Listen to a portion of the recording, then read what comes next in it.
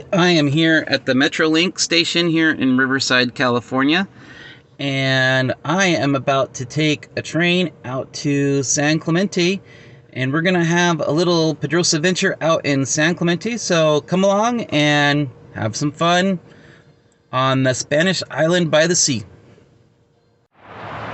So I am here at the train station, and tickets cost $10 for an all-day pass, and you can use that on any train on the weekends. Otherwise, it's about $17 per trip. Well, we made it onto the train. It was a little bit delayed. I guess there was some kind of signal problem, but now we're on the 8:59 train to Oceanside from the Riverside downtown station. We'll go through most of Orange County, and then we make a really nice trip down the coastline. We are now coming in the valley, going towards San Juan Capistrano on the train. This part gets nice because it's a little bit more green. Before we had seen almost all freeway. Looks like we're looking at some orange groves here.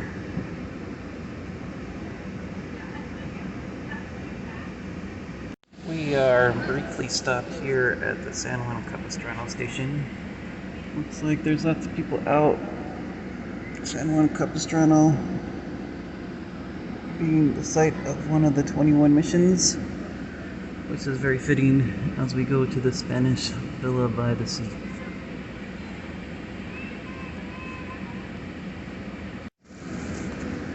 Looking at some of the old houses here as we go down at San Juan Capistrano.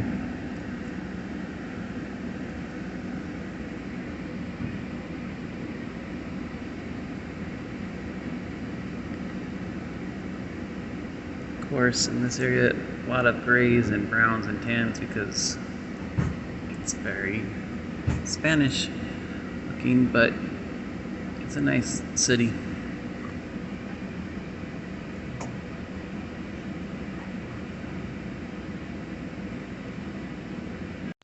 And this is when this trip gets fun, because now we have crossed over the mountain and we can finally see the sea for this stop, which is going to be San Clemente, and the next stop, which is San Clemente Pier, which is where I'm going to get off. This is the view as we go down the California coastline. This is probably one of the best train rides that you can get in all of California. I just love driving down the coast. Well, I should say, I'm not driving. It's the train that's driving. I'm just riding down the coast, riding the rails down the coastline.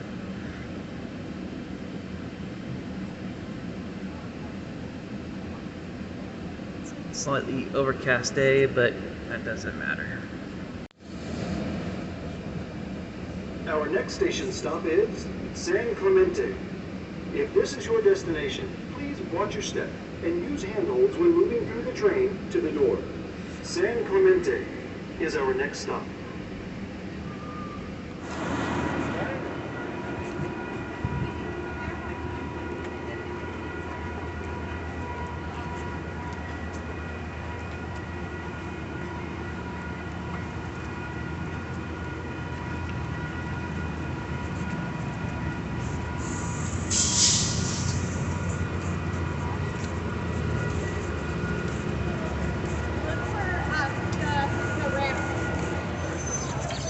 Well, the train just left, and people can now walk again to the pier.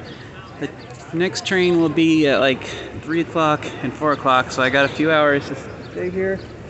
I think I'm going to pick up some lunch maybe right now if they're open. And then after getting some lunch, I'm going to head to Casa Romantica, the museum, and then just spend the rest of my time on the beach. So let's go see what's on the pier. We are starting out this meal with some clam chowder in a sourdough bowl and some water. So that's the start. So for our main dish, we're having soft shell crab hamburger, which is basically they just take a crab who just came out of its new shell, so the old shell is still soft, and they just fry the whole crab. So you just eat the whole crab whole. And we got rice pilaf here and some veggies on the side, some corn on the side. So that's going to be the main course for today for our lunch. I am now here on San Clemente Pier, and I'm just watching the surfers out here. Lots of surfers out looking for the perfect wave here. You have the beach club house and just hanging out for the day. Love looking at the waves. It's a little bit overcast today, a little bit of wind, but that's not too bad. Looks like the restrooms are closed today. Looks like they're just renovating them. Almost now to the end of the pier.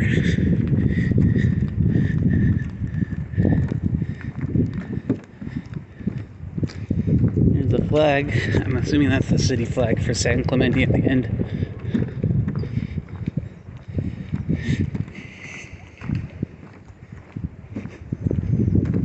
So I made it to the end of the pier here, and if I could see all the way through, today's not the day, I can kind of make some mountains out in the distance.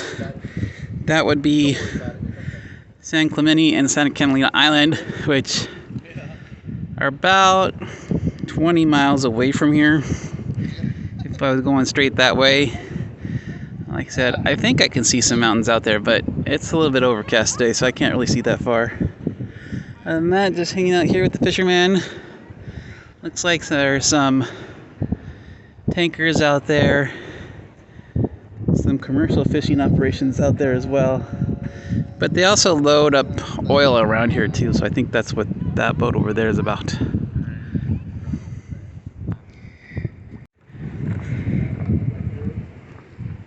So I just got done from the end of the pier, and there was a guy who had just caught a thresher shark. Basically, that's a shark with a really long tail. Hopefully I can show up a picture of the fins. He cut everything else up. It's like somebody's walking their dog.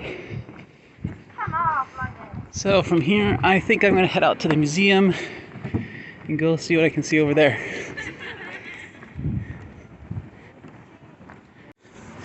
Okay, I'm now at Casa Romantica, which is a cultural center and garden.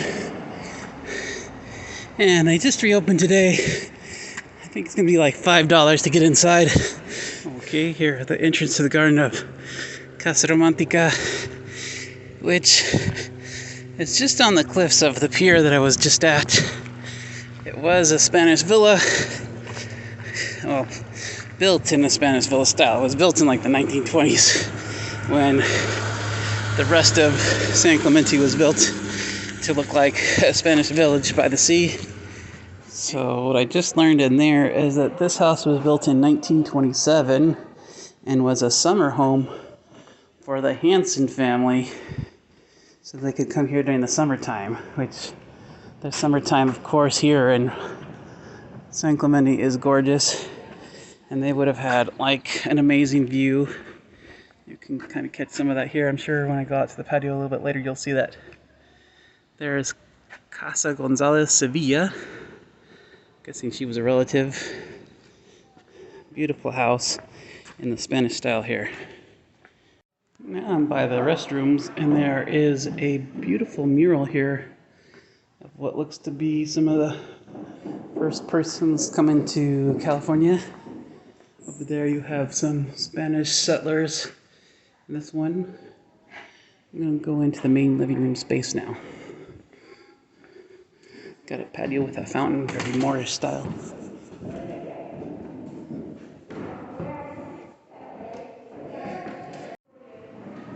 Apparently, back in the 1930s, you could have rented this home for $150 per month, or you could have just bought it outright for $25,000. Yeah, I doubt that's how much it would go for today. Being on the beach and all, I'm gonna guess it's several $1 million now, but you could have bought it back then for $25,000. Of course, I wasn't born back then, so. And on the formal dining room, it has a little piano and a full baby grand piano. Well, a baby grand is not a full grand piano, but a baby grand piano. Got some beautiful Chinese pottery here. Actually, this looks Japanese over here to the left. Some very nice pieces of both Chinese and Japanese art. And here's an old, looks like Jose and Sons piano here with candelabras. Of course, while you're eating, you would have the perfect view of the ocean. There's the pier. I can see that out in the background. This exhibit here is talking about Venice in the 1920s, which was known, here's the Midway, which was known for all the independent rides that you would ever want. It's like back then they had a very crowded beach. There was boat races on the canals, and the canals are still there, but not as many as there used to be. This exhibit here is talking about the Acjachemen, who were the very first peoples that were here, that used to live here on the beach. They were conquered by the Spanish. You can see that there's some people still trying to today live those old beliefs and keep them alive today. Looks like this area has always been known for the surf culture, at least from the mid-30s onward. So that's what this exhibit is talking about. Here's a portrait of Ole Hansen himself, the one who built this home. In what would have been his library. Not many books are there today, but his study/library had a great view of the pier. Direct access down to the beach through the stairway. It's a beautiful day, a little bit windy, but still, that would have been a nice view out to everywhere in the gardens.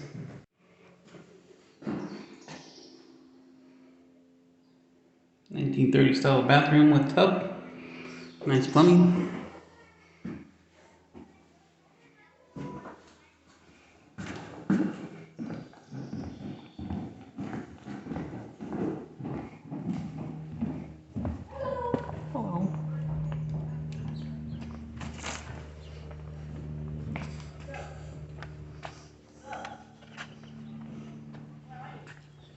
So I just got out of the exhibit area, and the exhibit was about Nellie Gale Moulton, who was a painter in the 1920s, did a lot of nature scenes. I'll have to put up some pictures of her. But now I'm in the butterfly garden. I don't see any butterflies, I see some bees. Lots of flowers, but I guess that's what a butterfly would want, right? Lots of flowers, so they can collect the nectar. Beautiful garden grounds, very well taken care of here.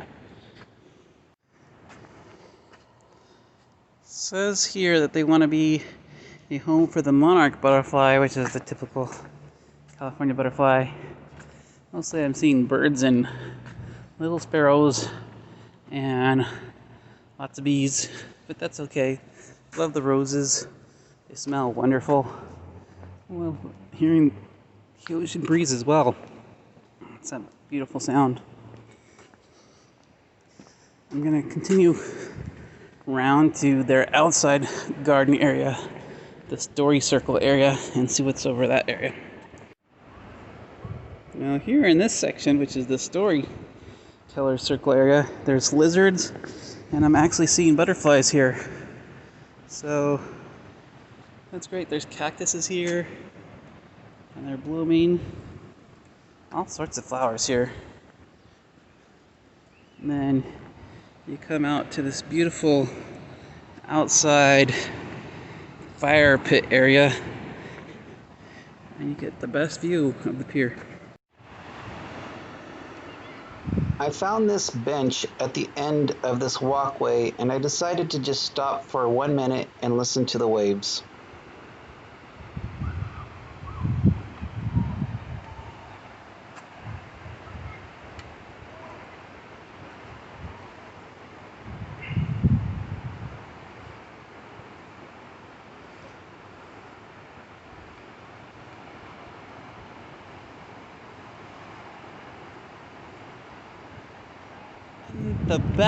I'm in the back side of the house right now. You can see this beautiful little fountain here.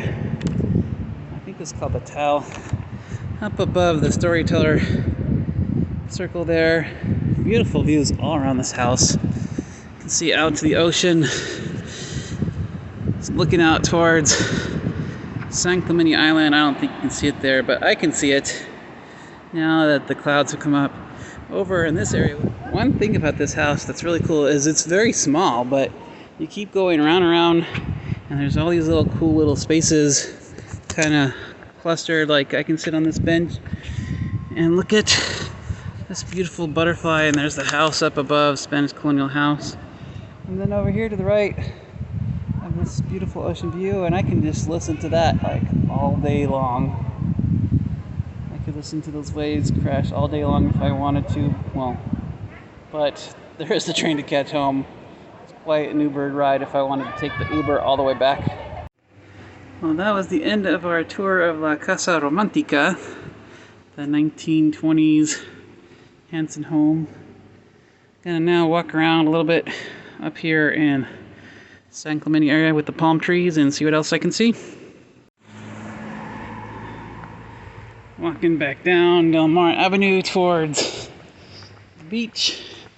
It's a lot easier walking down the street than it is walking up the street, but it's not that far. It's only about a half a mile up here. Here at the park right now. I believe this is Del Prado Park.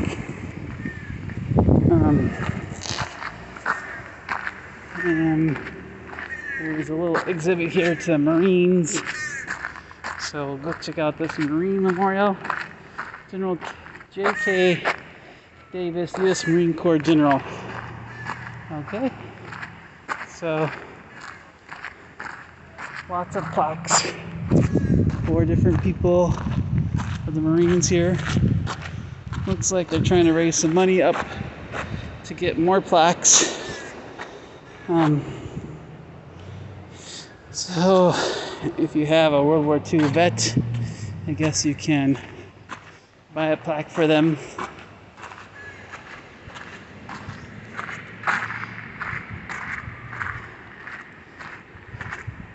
Beautiful view from the park here. And going down the side. I